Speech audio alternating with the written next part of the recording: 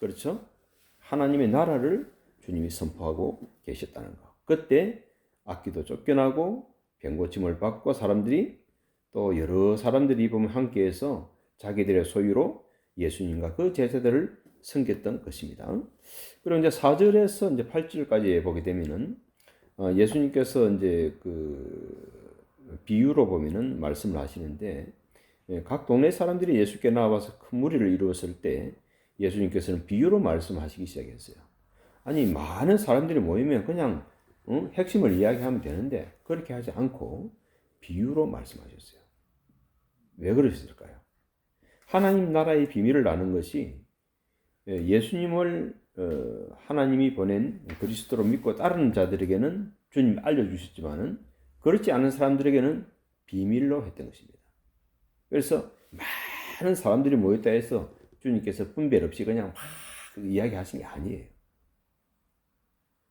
그러니까 씨 뿌리는 자의 비유를 통해서 보면 도대체 지금 무슨 말을 하는 건고 이런 궁금증을 일도록 해놓고 나중에 보면은 제자들이 그 비유의 뜻을 물었을 때 그 비유의 뜻을 진정한 뜻을 설명하기 시작했어요. 그러면서 하나님의 나라의 비밀을 아는 것이 너희에게는 허락되었다라고 했어요. 예수님께서 하나님의 나라를 선포하셨죠.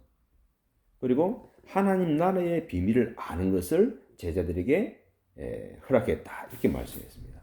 또 예수님께서 부활하시고 성육편하시기 전에 40일 동안 함께 계시면서도 하나님 나라의 일을 말씀하셨어요. 하나님의 나라, 이 하나님의 통치, 이 하나님의 일하심에 대해서 집중해서 볼 필요가 있습니다. 또 다른 사람에게는 비유로 했다 이렇게 말씀했어요. 그 이유는 그들로 보아도 보지 못하고 들어도 깨닫지 못하게 하려 함이라 라고 되어 있어요. 우리도 보면 똑같은 자리에 앉아 있어도 누가 이야기하는데 물어보면 하나도 모르는 경우가 있어요. 뭐 그런 말이 있었어요? 하고 하는 경우가 있어요. 딴 생각을 하고 있었던 것이죠. 또 뭐 바로 생각을 하고 있어도 그 비유가 뭘 의미하는지는 모를 수도 있죠. 어쨌든 예수님께서는 비유로 한 이유에 대해서 직접 밝히시기를 너희에게는 하나님 나라의 비밀을 아는 것이 허락되었지만은 그들에게는 비유로 한다. 허락되지 않았다 하는 얘기입니다. 그러니까 하나님 나라의 비밀은 허락된 자가 있고 허락되지 아니한 자가 있다는 것입니다. 그러니까 예수님만 보고 있다 해서 허락되는 게 아니에요. 예수님을 믿고 따라야 되는 거예요. 그분이 하나님의 아들 그리스도인 사실을 믿고 받아들이고 따를 때 주께서 직접 그 비밀을 알려주는 것입니다. 자, 이 비유는 이러하니라. 씨는 하나님의 말씀이요. 농부한테 씨를 뿌렸다. 그 씨가 지금 뭐 말을 하는 건고 씨는 하나님의 말씀이다 라고 했어요. 그럼 하나님의 나라와 하나님의 말씀은 뗄래야 뗄 수가 없다는 것입니다.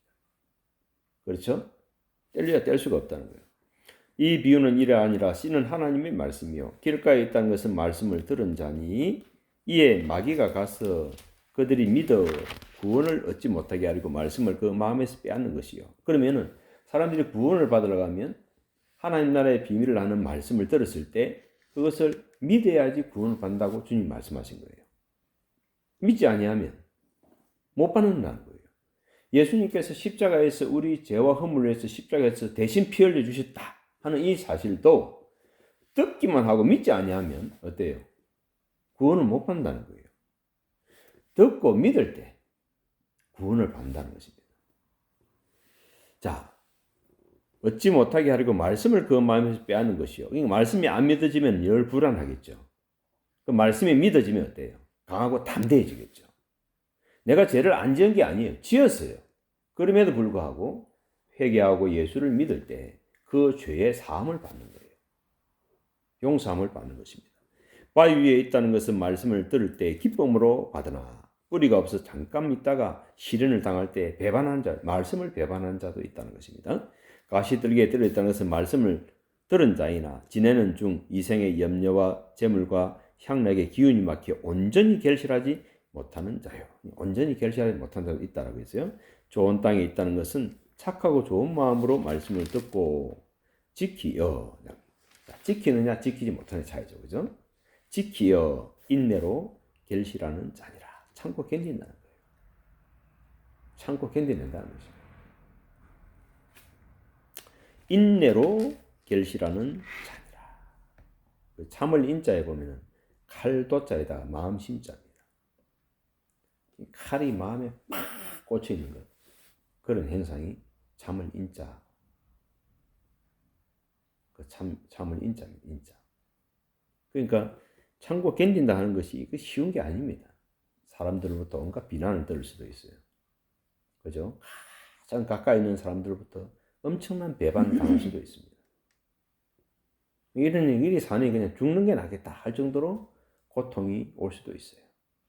그런데 그럼에도 불구하고 착하고 좋은 마음으로 말씀을 듣고 지켜 인내로 결신한다는 얘기는 눈에 보이는 것에 보면은 올인하는 게 아니라 보이지 않으시는 하나님, 그 하나님의 말씀에 우리 마음의 닻을 탁 내린다는 것입니다. 그렇죠? 하나님은 바꾸주시는 분이다. 이것도 지나간다. 항상 흐린 날만 있는 것도 아니고 항상 맑은 날만 있는 것도 아니다. 하나님은 빛도 지으시지만 어둠도 창조하시는 분이다. 그 하나님의 주권에다가, 그렇죠? 하나님의 섭리, 하나님의 다스림, 이 하나님 나라에다 마음의 닻을 팍 내려버리면 참을 수 있죠. 견딜 수 있죠. 누가 뭐라 하든지 간에. 그런데 하나님의 주권에 내 마음에 하나님 주권을 인정하지 않는 것에 조금 견디다가 될 대로 되라. 그럴 수도 있겠죠. 그렇죠? 하나님의 주권, 하나님의 나라.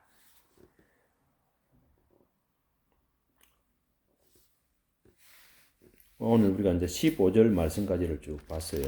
예수님께서는 하나님의 나라에 대한 말씀을 계속 전파하셨고, 또 이 하나님 나라는 하나님의 말씀하고 직결되어 있다고 말씀했어요. 그 말씀을 듣고 지키는 자가 뭘 받는다? 구원을 얻는다 라고 했습니다. 그런데 보니까 네 가지 밭이 있었어요.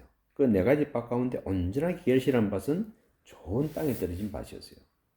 그러면 이 좋은 땅은 좋은 마음을 이야기하는 것인데, 그 좋은 마음은 어떤 마음이라고 되어 있어요? 착하고 좋은 마음으로 말씀을 첫째는 들었다라고 돼요. 들었다. 그리고 두 번째 인내로 지키어서 인내로 결실했다. 듣고 지켰다는 거예요. 그 지키는 과정은 참아내고 견뎌내는 과정들이 있었다는 것입니다. 그러면서 결실하는 자다. 결국은 이 사람을 이야기하는 거죠. 우리 마음밭을 주님 말씀하신 것입니다. 오늘이 수요일인데 남은 4일도 우리 하나님의 그 말씀에 깊이 뿌리 내려서 주님과 아름답게 동행하기를 바랍니다. 기도하겠습니다.